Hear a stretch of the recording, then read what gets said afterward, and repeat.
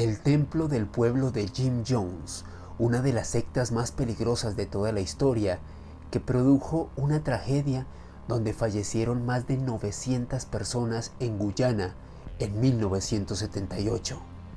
¿Qué representó la irrupción de esta secta en los Estados Unidos y por qué dejó una huella de sangre en la historia del siglo XX? Esa es la temática que estaremos analizando en este video.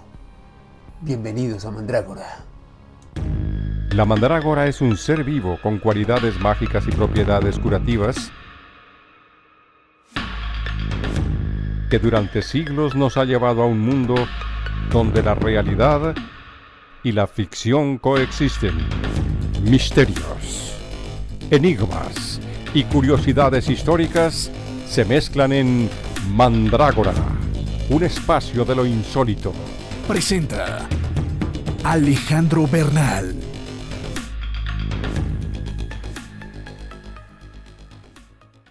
Si quieres conocer todas las novedades de Mandrágora, debes hacer clic en la opción suscribirme, posteriormente hacer clic en esta pestaña y finalmente hacer clic en la opción todas para que puedas acceder a todo el contenido que estaré publicando en este espacio. El Templo del Pueblo fue un movimiento religioso norteamericano fundado en 1955 por el pastor Jim Jones en Indianápolis y que culminó de manera trágica en Guyana en 1978. El gran protagonista de esta historia que les voy a compartir en este dossier es precisamente este hombre que ustedes aprecian en sus dispositivos, James Warren Jones, quien nació el 13 de mayo de 1931 en Creta, Indiana. Lo cierto es que Jim Jones desde muy temprana edad sintió un interés importante hacia la religión, hacia la vida espiritual, hacia la conexión de los seres humanos con la divinidad o la idea que tenían de trascendencia o de deidad. Y en este contexto se comenta que a los 10 años James Warren Jones, este infante, comenzó a leer la Biblia de forma asidua. Básicamente este hombre se crió en el marco del protestantismo en los Estados Unidos, la vertiente del cristianismo que impera en el mundo anglosajón, en específico en los Estados Unidos. Y comenzaron a ocurrir una serie de cosas interesantes en la vida de James Warren Jones, ya que, de acuerdo a sus biógrafos, su padre era un hombre quien había sido miembro del Ku Klux Klan, este grupo supremacista blanco que perseguía a las personas afroamericanas y cometían todo tipo de atrocidades en los Estados Unidos. También se decía que el padre de Jim Jones era un hombre alcohólico.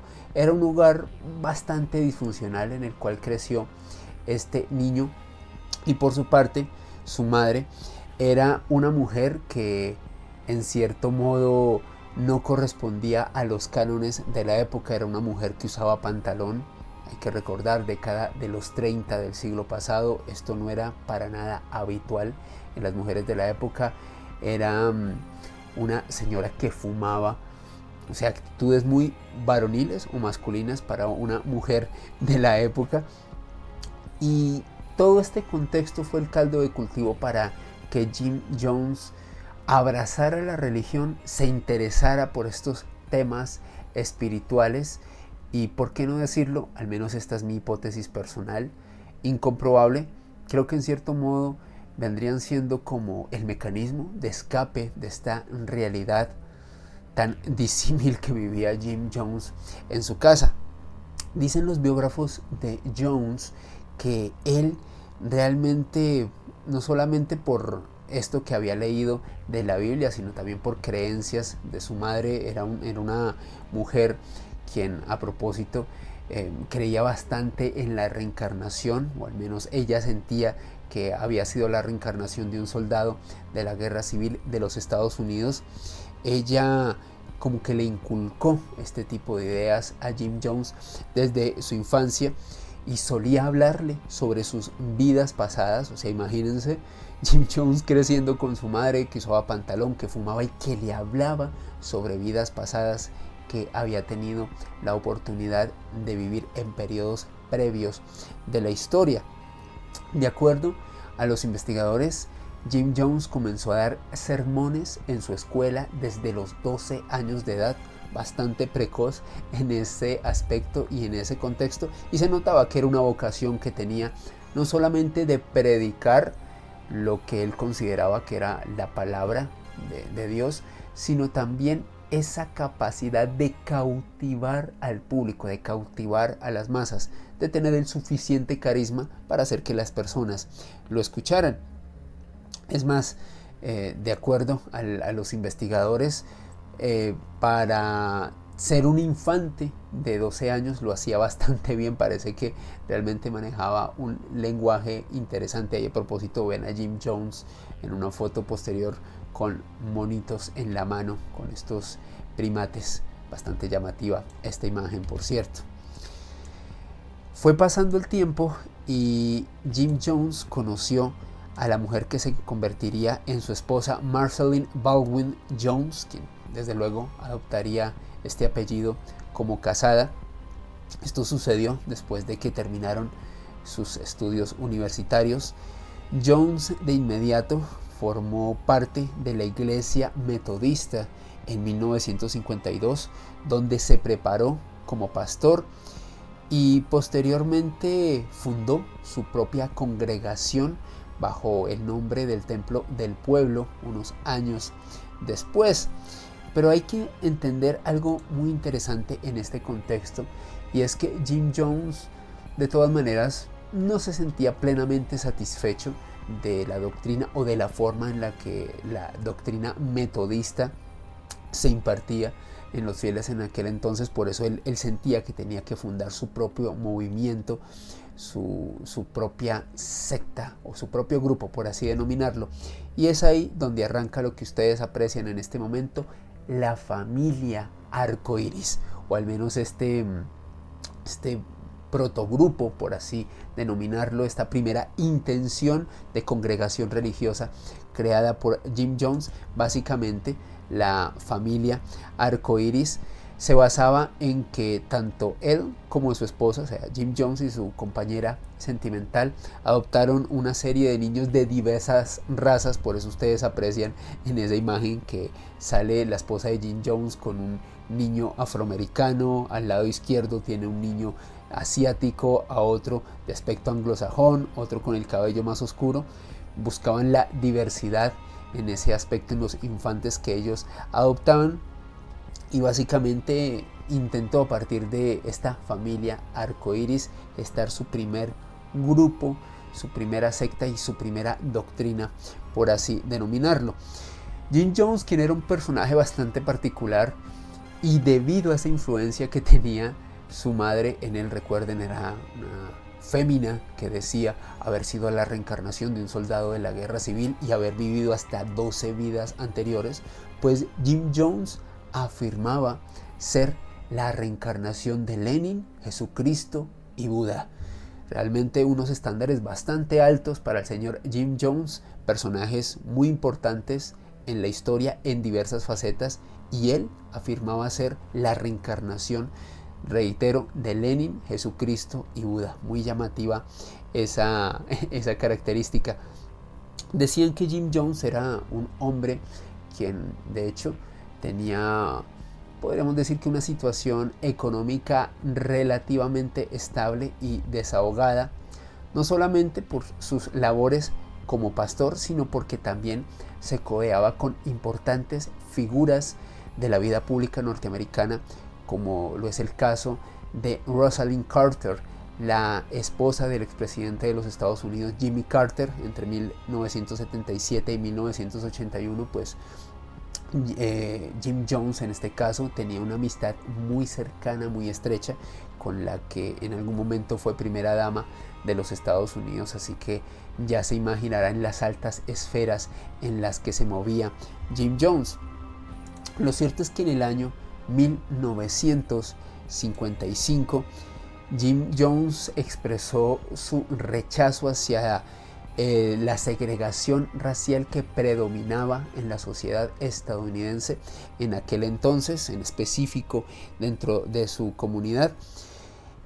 Y aquí sucede algo que es interesante para entender lo que representó la popularidad y la relevancia de la secta del Templo del Pueblo en aquel entonces en los Estados Unidos. Y es que era la única congregación cristiana, por así denominarlo, que abría las puertas a las personas afroamericanas y a las personas en general, sin importar su raza o condición social. Y claramente esta era una postura que contrastaba bastante con los otros grupos religiosos que imperaban en los Estados Unidos en aquel momento. Hay que recordar, esto se lo digo a los que son más jóvenes, que básicamente la segregación racial en los Estados Unidos es una postura social que imperó en este país hasta buena parte del siglo XX. Hubo circunstancias en donde las personas afroamericanas tenían que ubicarse en ciertas sillas en los buses o a veces utilizar baños que únicamente fueran para ellos. Los grandes adalits de la libertad, que son los norteamericanos, fueron, y por qué no decirlo, son bastante racistas. Contradictoria esa postura. Así que Jim Jones y el Templo del Pueblo se comenzó a hacer muy popular precisamente por eso que ustedes observan. Ahí está Jim Jones ofreciendo una prédica en su grupo del Templo del Pueblo, y una buena cantidad de las personas que estaban asistiendo a esta liturgia eran personas afroamericanas. Claramente esto lo ponía en una situación privilegiada, por así denominarlo, con esta minoría racial.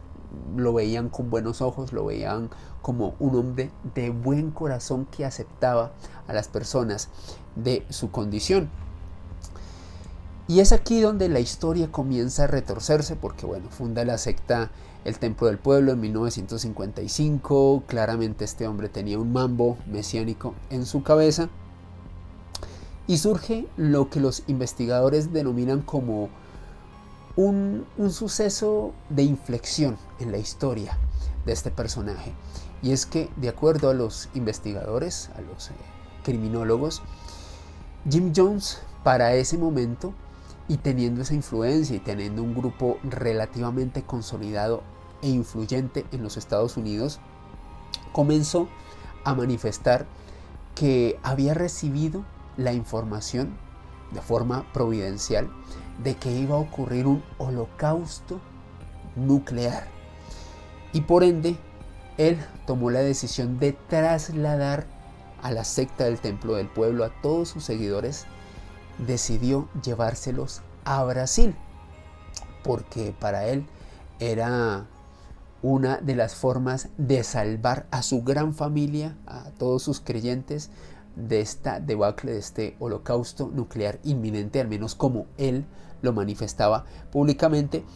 Sin embargo, hay que tener en cuenta pues que en aquel contexto realizar esta misión o llevar a cabo esta meta de trasladar una cantidad importante de gente a Brasil, a Sudamérica, le pasaría factura, porque una cantidad importante de familiares de las personas que hacían parte del Templo del Pueblo, desde luego comenzaron a inquietarse, comenzaron a preguntarse por qué este tipo quiere llevarse a mi familiar a Brasil.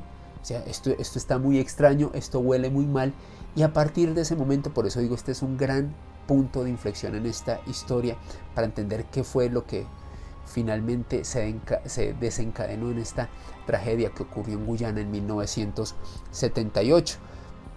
Se comenta que antes de realizar y de llevar a cabo esta idea de trasladar su secta, el Templo del Pueblo, a Brasil, pues Jim Jones tuvo que hacer un periplo intermedio, por así denominarlo, en Guyana. La idea era permanecer un tiempo en Guyana y posteriormente llevarse a todo su grupo, a todo su movimiento religioso a Brasil, a la meta que él se había planteado. Se comenta que literalmente Jim Jones en ese periodo de la historia tuvo un comportamiento errático. Bueno, ya lo tenía de por sí, pero literalmente comenzó a alejarse de su familia, los seguidores lo notaban un poco disperso, un poco alejado, pues parece que estaba muy metido en esta idea de llevarse su grupo a Sudamérica. Y algo muy interesante que comentan los investigadores y criminólogos en esta parte de la historia de la vida de Jim Jones es que claramente el argumento del holocausto nuclear era una excusa que Jim Jones literalmente utilizó para intentar convencer a sus seguidores de que lo acompañaran, en este caso una distancia tan lejana, a Brasil y, por qué no decirlo, tener más control y poder manipular de forma más impune a sus seguidores. Desde luego estando en Estados Unidos con los familiares de sus seguidores y, por qué no decirlo, con cierto control político, iba a crear un ambiente, un entorno que no hubiese sido lo suficiente cómodo. En lugar, si se llevaba a su grupo, a su secta, a un entorno más alejado, a un entorno en donde hubiese podido aislar de una forma más eficiente a sus seguidores, claramente este sería el gran caldo de cultivo para llevar a cabo su meta, el absoluto control y la manipulación de sus seguidores. Se comenta que Jones, hacia comienzos de la década de los 60, a mediados de la misma más específicamente, comenzó a profundizar sus relaciones con la comunidad negra, en específico con los Black Panthers. A propósito, ustedes aprecian en este momento a Huey Newton y a Jim Jones a la derecha. Básicamente Huey Newton fue uno de los grandes fundadores, de los intelectuales detrás del movimiento de las Panteras Negras, una organización política comunista de tipo marxista-leninista que pertenecía al movimiento político denominado Poder Negro, que buscaba reivindicar los derechos de este grupo poblacional en los Estados Unidos. Por eso les digo que siempre es importante ver el contexto. Un sector poblacional que se sentía muy relegado y que tenía unos derechos muy coartados en aquel entonces en los Estados Unidos.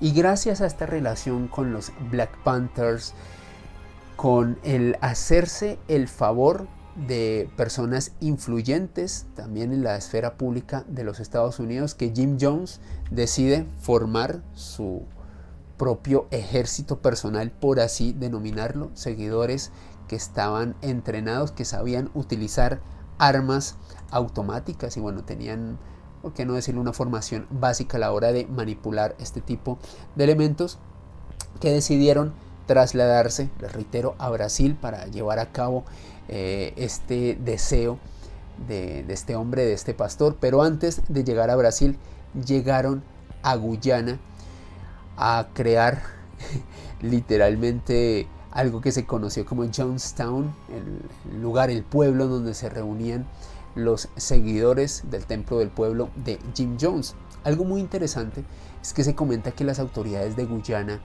no vieron con muy buenos ojos la llegada de Jim Jones y sus seguidores. Les parecía extraño, les parecía bizarro, muy excéntrico. Y Jim Jones, de acuerdo a los investigadores, se ganó la voluntad del gobierno de Guyana con el argumento más poderoso que existe en este mundo, el señor billetín. Puso unos billetines en los bolsillos de las autoridades de Guyana y de esa manera se ganó el favor y se ganó el permiso de llevar su movimiento a Guyana y fundar lo que se conoció como Jonestown, que a propósito en este momento aprecian una imagen de cómo era Jonestown, ahí ese Welcome to Jonestown en Guyana, donde este grupo estaba afincado en esta zona de Sudamérica. Hay algo muy interesante y es que, de acuerdo a los expertos en este caso, en este lugar los miembros de la secta eran obligados a trabajar jornadas largas y duras mientras sufrían de calor y también mientras eran víctimas de abusos carnales y físicos, algo que desde luego hizo cambiar el favor y, por qué no decirlo, la obediencia de algunos de los miembros de este grupo en este lugar, en Jonestown. Lo cierto es que para ese entonces surge un personaje que es fundamental para entender esta historia, el senador Leo Ryan, quien básicamente había recibido las quejas de algunos familiares de seguidores de Jim Jones, quienes no solamente veían con muy malos ojos que este hombre se hubiese llevado a sus familiares a Guyana, un lugar tan lejos de los Estados Unidos, en unas condiciones que tener en cuenta. El mundo en 1976-77, cuando ocurre esto que les estoy contando, no tenía las facilidades de comunicación que tenemos hoy en día, que hoy básicamente nos comunicamos con un clic a través de una videollamada. Podemos hablar de Bogotá hasta Dubái o a cualquier parte del mundo. En aquel entonces no era tan fácil comunicarse, se utilizaban mucho las cartas, el telegrama. Hago mucho hincapié en esto porque, desde luego, imagínense ustedes si se pusieran en el lugar de un familiar de uno de estos seguidores de Jim Jones, pues muchos de ellos decían: ¿cómo así que mi primo, mi hermano, mi hijo o cualquier persona cercana se va a ir hasta por allá bien lejos en Guyana a seguir a este tipo simplemente porque este tipo se los pidió? Bastante extraño. Así que este senador Leo Ryan, quien a propósito fue uno de los grandes contradictores desde el Congreso, desde el Senado de los Estados Unidos, del señor Jim Jones, nunca lo vio con muy buenos ojos, nunca se llevaron muy bien. Comenzó a recibir esta cantidad de denuncias, de reclamos, y decidió viajar personalmente a Guyana a verificar en qué condiciones estaban los familiares de estas personas, pues, que le habían emitido estas quejas claramente. Así que de esta forma, ahí a propósito ven a Jim Jones ya en Guyana con algunos de sus acompañantes y algunos miembros de la secta El Templo del Pueblo, que el 14 de noviembre de 1978 llegó a Jonestown, en Guyana. Llegó acompañado por un grupo de periodistas para documentar las condiciones en las cuales pues se encontraban estas personas que hacen parte del grupo del Templo del Pueblo. Hay que tener en cuenta la relevancia de este viaje: un senador, un parlamentario de los Estados Unidos viajando a Guyana a verificar una serie de denuncias. Desde luego, una cantidad importante de medios de comunicación en los Estados Unidos estaban interesados en esta historia, porque hasta cierto punto ya dentro de la opinión pública de los Estados Unidos, Jonestown y este movimiento del Templo del Pueblo de Jim Jones ya estaba comenzando a ganar una mala fama, ya no se veía con buenos ojos. Literalmente comenzaba a oler bastante mal sobre lo que podía ocurrir dentro de Jonestown. Así que llega Jim Jones en noviembre del 78 a Jonestown, se entrevista con algunos de los seguidores de Jim Jones, y lo cierto es que, aparte de estas acusaciones de actividades en donde se coartaba la libertad de los familiares que estaban viviendo en Guyana con Jim Jones, también Leo Ryan comenzó a recibir denuncias de posibles fraudes, de consumo de sustancias alucinógenas y de tráfico de armas dentro de Jonestown. Claramente era una situación que, al menos por estos indicios, le daban elementos de juicio suficiente a Leo Ryan para investigar personalmente qué era lo que ocurría en este lugar. Leo Ryan se entrevistó con varios habitantes de la zona, y lo cierto es que ellos, al saber que este hombre iba a regresar a los Estados Unidos tras verificar las condiciones en donde se encontraban, muchos decidieron regresarse con él. O sea, imagínense, sentían que era su boleto de salida de Guyana, que querían volver a ver a sus familiares, que querían regresar a los Estados Unidos. Así que decidieron regresar con Leo Ryan allá a los Estados Unidos. Lo cierto es que De acuerdo a las informaciones oficiales, fueron 14 los seguidores de Jim Jones que decidieron seguir, en este caso, al senador Leo Ryan y a esta comisión, a los periodistas que estaban documentando todo esto. Y antes de llegar a la pista de aterrizaje de Puerto Kaituma, fueron baleados por seguidores de Jim Jones. Claramente, pues este hombre se había enterado que un número superior a la decena de seguidores, en específico 14, se iban a escapar, se iban a volar, se iban a ir de Jonestown. Así que parece que dio la orden a sus seguidores de que no solamente los siguieran, sino que tomaran la decisión de quitarles la vida.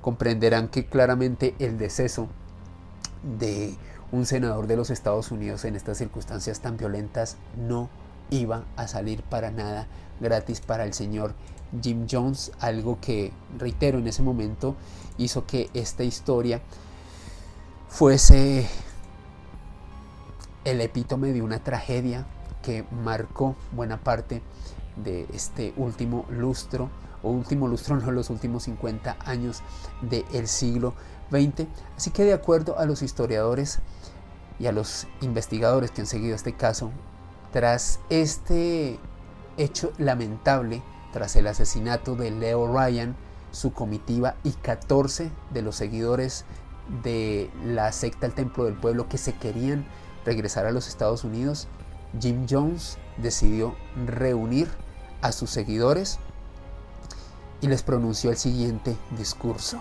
abro comillas: hemos tenido todo lo que hemos querido en este mundo, hemos tenido una buena vida y hemos sido amados. Acabemos con esto ya, acabemos con esta agonía. Y de inmediato, una serie de enfermeras que trabajaban en la secta El Templo del Pueblo comenzaron a entregar frascos llenos de cianuro mezclados con jugo de uva y se los dieron a los integrantes del culto, pasando por niños, bebés, adultos y toda aquella persona que hacía parte del templo del pueblo. Algo que es bastante triste dentro de esta parte de la historia es que, de acuerdo a algunos criminólogos, desde luego había personas que se negaron a tomar esta sustancia porque se dieron cuenta lo que estaba ocurriendo. Sin embargo, algunos de los lugartenientes de Jim Jones los obligaron a consumir estas sustancias que terminaron con sus vidas. Esto, a propósito, fue relatado por algunas personas que lograron escapar y lograron sobrevivir a esta atrocidad.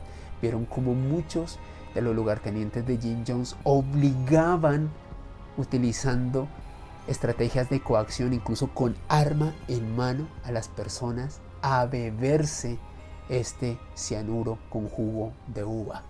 Algo absolutamente terrible, un acto totalmente deleznable. Lo cierto es que el cuerpo sin vida de Jim Jones fue encontrado con una herida de escopeta en la cabeza. Entre 913 fallecidos que fueron hallados por las autoridades en Jonestown, una de las tragedias más grandes de la historia, ocurrida en noviembre de 1978. ¿Y ustedes qué opinan respecto a esta historia del Templo del Pueblo, esta secta que fue dirigida por Jim Jones? Un hombre quien tenía un contexto y una historia muy particular y que terminó en una de las tragedias más aberrantes de la historia de los Estados Unidos. Siempre intento traer estas historias relacionadas con sectas porque creo que es importante, principalmente a través de YouTube y estos espacios relacionados con misterio, promocionar el pensamiento crítico. No le crean a nadie que tenga un mensaje mesiánico o renovador, sobre todo cuando ese mensaje mesiánico y renovador tiene que ver o con tu dinero o con tu libertad o incluso con tu dignidad. Desde luego, yo no tengo la última palabra y quiero conocer tu punto de vista ahí, a través de la caja de los comentarios. No olvides que puedes seguirme a través de Twitter, Instagram y TikTok en @alebernalpress con ss, mis redes sociales oficiales. También pueden seguir el único perfil oficial de este canal, @mandragoramisterios en TikTok. Y también te invito a que te unas al grupo oficial de Telegram de este espacio. Todos estos enlaces te los dejo en la descripción de este video. Si quieres conocer todas las novedades de Mandrágora, debes hacer clic en la opción suscribirme, posteriormente hacer clic en esta pestaña y finalmente hacer clic en la opción todas para que puedas acceder a todo el contenido que estaré publicando en este espacio. Y hasta este momento los acompañó su servidor Alejandro Bernal. Si llegaste hasta el final del video, te invito a que le des pulgar arriba y que lo compartas porque eso me ayuda mucho. Y también si me quieres dejar un comentario me ayudaría incluso más. Se reciben amenazas, insultos infantiles o lo que quieran compartir sobre el trabajo que estoy haciendo en este espacio. Y nunca olvides que el conocimiento es una creación colectiva, lo gestamos entre todos y que el misterio es cultura. Nos vemos en un próximo video aquí en Mandrágora. Hasta pronto.